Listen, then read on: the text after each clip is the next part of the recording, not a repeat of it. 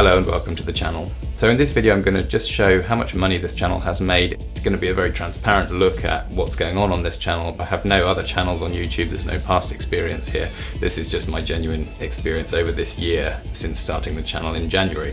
So I've done another video that looked at the process of being monetized in the first place, which took me 7 months. That was quite a slow, sort of steady process. And in this one I'm going to show you how much money it makes just immediately after being monetized, which is kind of that interesting point. I think, when I was starting, I was quite curious to know, does it just start off at like, £5 a month or something and you have to work your way from there? What is that point, just after being monetized? How much can you expect based on what you're kind of doing with the channel? So hopefully I can answer some of those questions in this video. I was quite careful to set realistic expectations when I started this. I was anticipating to be monetized by Christmas, starting in January. And, my long-term goal was to get the channel to make about £200 a month, which is $260 US. I figured if I could achieve that in my spare time, then this whole thing would have been worthwhile. So in reality, I actually was monetized in August, and I'm actually already hitting the £200 a month as of right now in the 4th month. So I'm really thrilled that it's panned out this way. So we're looking at the analytics page in my YouTube Studio account now, and we can see the total revenue from the point I was monetized in August 2020 right the way through to pretty much now. So you can see what's going on in a sort of a monthly trend here. There's obviously a big rise up towards the end of the year, and then it drops down again now that we're in January. And so interestingly, if we just switch to views for this period, we can see my views are going up pretty consistently, but the revenue doesn't always track that. So the revenue's actually dropped. And if we look at this, we can see why that's happened. So the RPM has dropped right down these last sort of few weeks. So this is how much money I make per 1,000 views. So you can see even though my views have gone up, I'm actually making less money per 1,000 views, which has resulted in basically less money overall as well. And if we look at the playback based CPM, which is basically how much advertisers are paying for their monetized playbacks, this is dropping in these last few weeks as well. So obviously it's looking quite healthy towards the end of the year, fairly stable actually throughout the year, but then dropping right off the last few weeks after Christmas and so on. That's what's resulting in that, which is a bit of a shame because it would have been nice to have seen these extra views monetized at the same kind of rates as earlier in the year. So I think the real take home from all of this is just how remarkable YouTube is at pairing my ideas with other people who share the same ideas. And I think it's interesting, you could kind of look at it and say, well, is there any point in starting a channel in 2021, or, was there any point in doing it this year because there's so many YouTubers out there? But actually looking at how YouTube does pair audiences with channels, I think there's massive scope. The more YouTubers you get, the more refined that pairing process will be, and people will just have their collection of channels they enjoy that perfectly match what they're really interested in. And that can just be more and more refined. So that's YouTube's goal, and I think there's huge scope there. If you're thinking about a channel, I'd say definitely do it. I was umming and ahhing at the beginning of 2020. If you're umming and ahhing at the beginning of 2021, just do it. Work out format, do it in your spare time, see how you go, give it a year. If it doesn't pan out, it doesn't pan out. Obviously these things, they don't always work. I was certainly prepared for that. So these monthly numbers here are a nice way of looking at how this channel has done. So the first couple of weeks was just the £43, so that's quite low at that point. But then the next whole month went up to these kinds of figures. So this was what I was really quite excited to see happen. The second full month, well, the first full month rather, that I was monetized brought in £144. I was pretty excited by that. I really didn't expect that to be that kind of amount, and then to see it steadily rising up to this kind of figure near the end of the year as well was very, very exciting to see. And you can see which videos earning the most money over the time as well. So that's quite interesting because these videos here got a lot more views than these ones, but they're fairly similar in terms of how much revenue they're generating. So you can see the different kinds of videos obviously attracting different kinds of advertisers and therefore different advertising spend. So you can obviously influence how much your channel makes by tailoring the content to higher paying industries.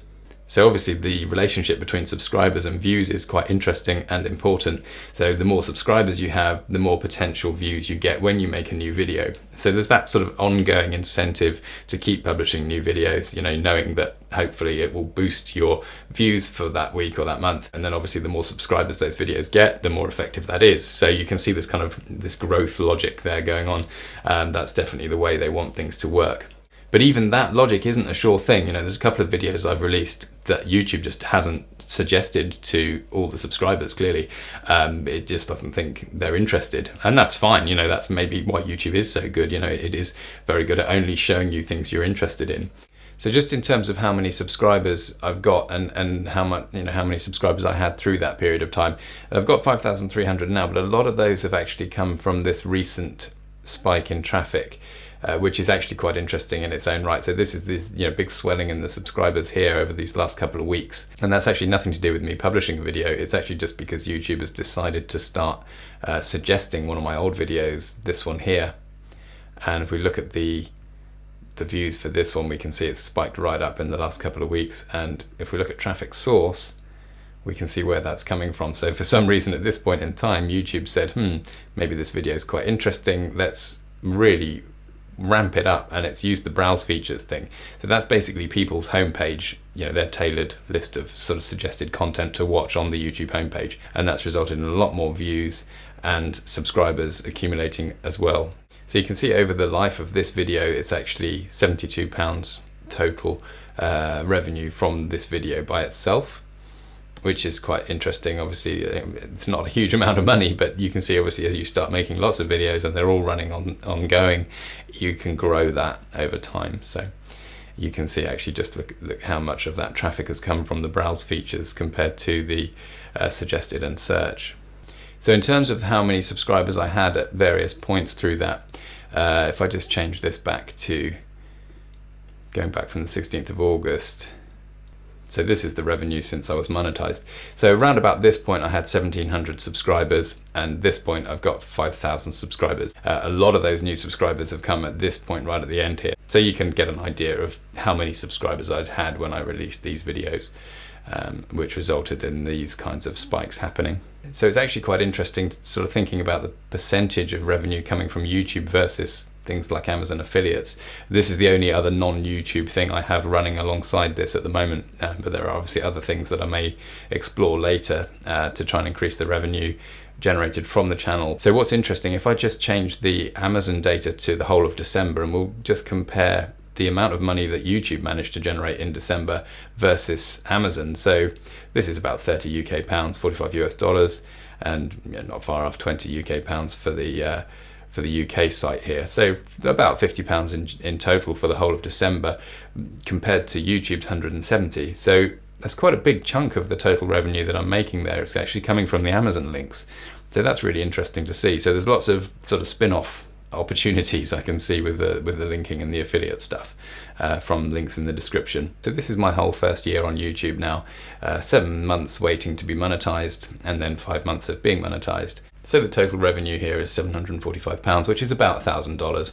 And then we can add the Amazon revenue to that, so $53 and £30. So it's about £60 in total from Amazon on top of that. So yeah, just over £800. So I'm super pleased with that. I mean, I know it's not a huge amount of money for a whole year's sort of project, but hopefully it can carry on growing. That's obviously where the incentive lies with YouTube. So we'll see what happens this time next year. Okay, so I hope that has been a useful little look at what kind of money you could expect if you're starting a YouTube channel.